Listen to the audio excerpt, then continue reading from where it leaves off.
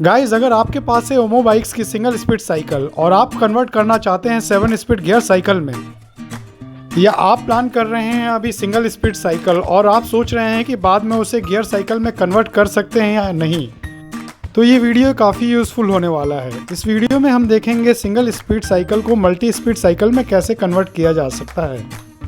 So friends, start करते हैं video. First step में हमें ये रियर टायर्स रिमूव करने हैं। इन टायर्स को रिमूव करने के लिए आपको 15 साइज़ का स्पैनर की ज़रूरत पड़ेगी। अब इस नट को लूज़ कर लेते हैं, इसे पूरा खोलने की ज़रूरत नहीं है। इसके बाद आराम से दूसरी तरफ के नट को भी लूज़ कर लेते हैं। अब इसको धीरे धीरे थोड़ा सा पुश कर लेते हैं और आपके टायर बाहर निकल जाएंगे। दोस्तों, हमारा रियर टायर बाहर निकल गया है। टायर निकालने के बाद हम इस फ्रेम को कोल्ड एक्सपेंशन करेंगे। नॉर्मली सिंगल स्पीड साइकिल का फ्रेम डिज़ाइन रहता है 7 इंच एक्सल्स के लिए।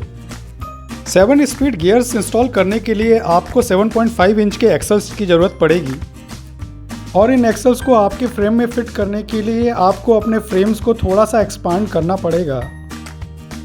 इसके लिए आपको ये 7.5 इंच के एक्सल्स फ्रेम में फिट करने हैं। उसके बाद इन नट्स को अंदर से धीरे धीरे टाइट करना है। इन नट्स को पूरी तरह टाइट करने के बाद आपका फ्रेम एक्सपांड हो गया है। अब इसे आप 24 आवर्स के लिए छोड़ सकते हैं, जिससे आपके फ्रेम्स प्रॉपर्ली एक्सपांड हो जाएंगे। दोस्तों, इस स्टेप में हम रिमूव करेंगे अपने सिंगल स्पीड फ्री व्हील्स। आपकी single speed free wheel remove करना थोड़ी सी ट्रिकी प्रोसेस है। नॉर्मली फ्री व्हील रिमूवल के लिए एक स्पेशल टूल आता है, बट आप बिना इस टूल के भी इसे रिमूव कर सकते हैं। इसके लिए आपको एक पॉइंटेड ऑब्जेक्ट और हैमर की हेल्प लेनी पड़ेगी।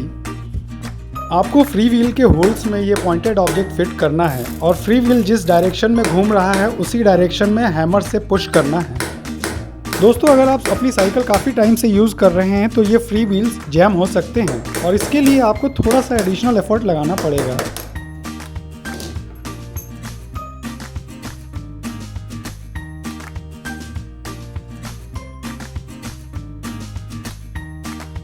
ये हमारे single speed free wheel remove हो गए हैं।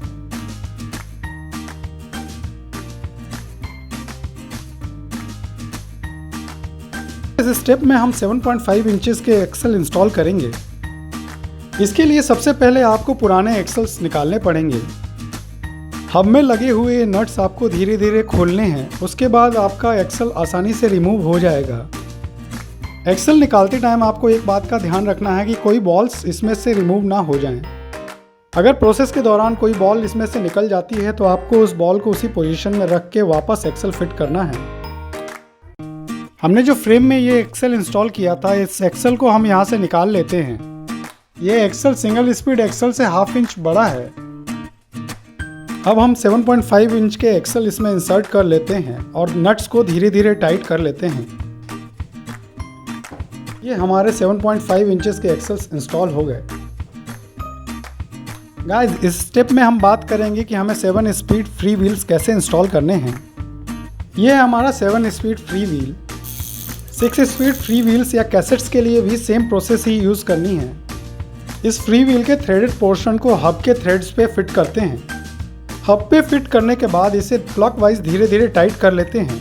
इसको पूरा टाइट करने की ज़रूरत नहीं है, ये पैडलिंग के दौरान अपने आप पूरा टाइट हो जाएगा।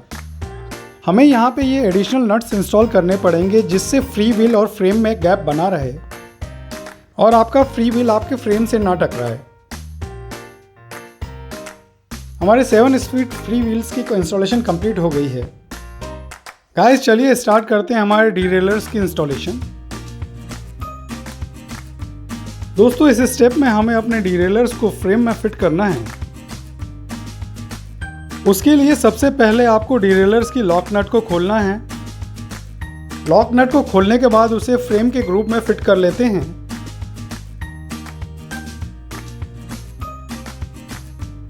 और डीरेलर्स को वहां रख के अच्छे से स्क्रू ड्राइवर की हेल्प से इसे टाइट कर लेते हैं।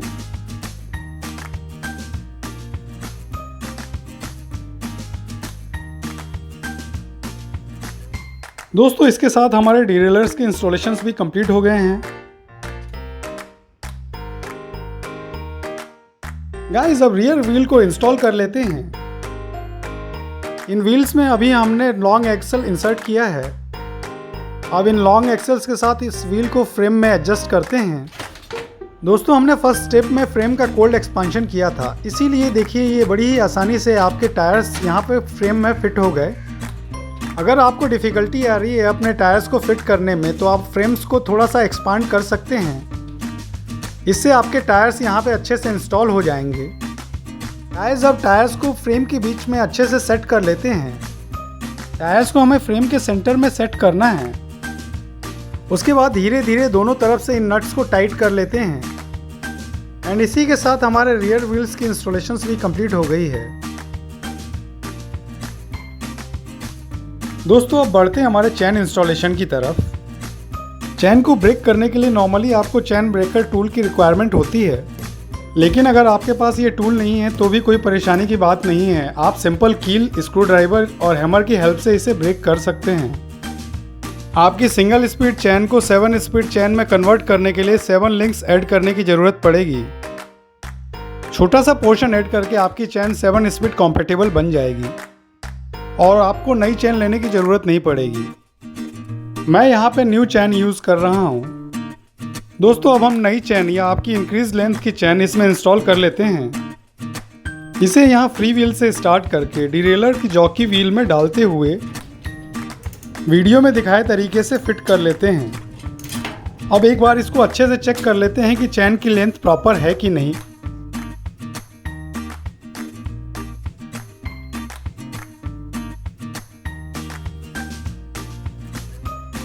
ये इंश्योर करने के बाद कि आपकी चैन की लेंथ ठीक है, आप ये चैन की लिंक को हैमर की हेल्प से आसानी से जोड़ सकते हैं।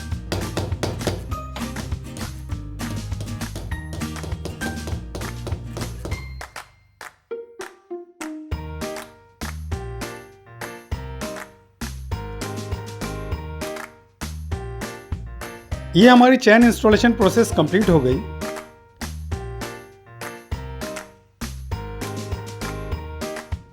दोस्तों चलिए अब इंस्टॉल करते हैं हमारे शिफ्टर्स को। शिफ्टर्स को इंस्टॉल करने के लिए सबसे पहले आपको हैंडल ग्रिप्स को बाहर निकालना पड़ेगा।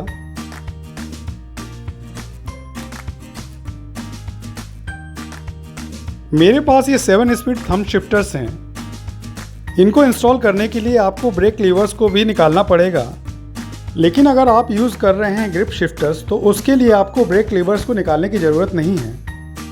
अब हैंडल बार्स में हम शिफ्टर्स को इंसर्ट कर लेते हैं। उसके बाद ब्रेक लीवर्स को भी इंसर्ट कर लेते हैं। अब इसकी हैंड ग्रिप को वापस इसमें चढ़ा देते हैं।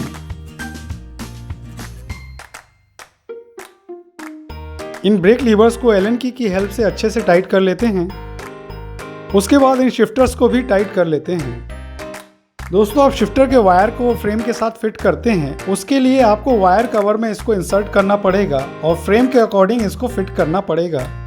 अगर आपके फ्रेम में इसको फिट करने के लिए हुक दिए गए हैं तो आप इसको इस तरीके से फिट कर सकते हैं, बट इन केस आपके पास ये हुक्स नहीं है तो आप इसको डायरेक्ट वायर कवर में लगा के टाइज की हेल्प से फ्रेम में फिट कर सकते हैं।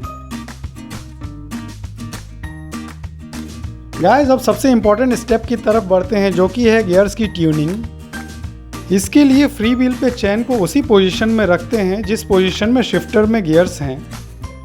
यहाँ पे ट्यूनिंग के लिए हम इसको 7th गियर में और शिफ्टर्स को भी 7th गियर की पोजीशन में रखते हैं। अब शिफ्टर्स के वायर्स को अच्छे से टाइटली खींच लेते हैं और इन नट्स की हेल्प से इसको अच्छे से टाइट कर लेते हैं।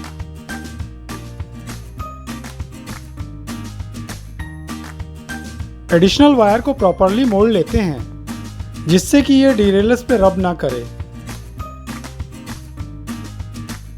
अब आपको देखना है कि आपके डीरेलर्स के जॉकी व्हील और आपके गियर की पोजीशन स्ट्रेट लाइन में हो। अगर ये स्ट्रेट लाइन में नहीं होती है तो आपकी चैन बार बार उतर सकती है और गियर्स प्रॉपरली नहीं लगेंगे। आप इन लिमिट स्क्रूज को लूज करके या टाइट करके जॉकी व्हील की पोजीशन लेफ्ट या राइट में सेट कर सकते हैं।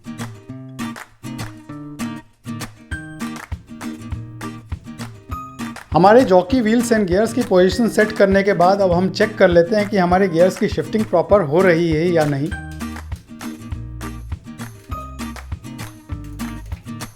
दोस्तों ये देखिए हमारे गियर्स अच्छे से एंगेज और डिसएंगेज हो रहे हैं।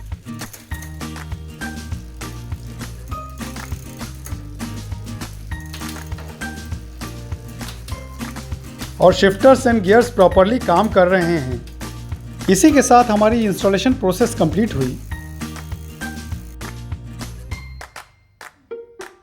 गाइस, जैसा कि आपने वीडियो में देखा कि बड़ी ही आसान स्टेप्स में आप अपनी सिंगल स्पीड साइकिल को मल्टी स्पीड साइकिल या गियर साइकिल में कन्वर्ट कर सकते हैं। इस गियर किट को आप आराम से ओमो की वेबसाइट पे ऑर्डर कर सकते हैं। For more details please check the description. Thanks for watching this video guys.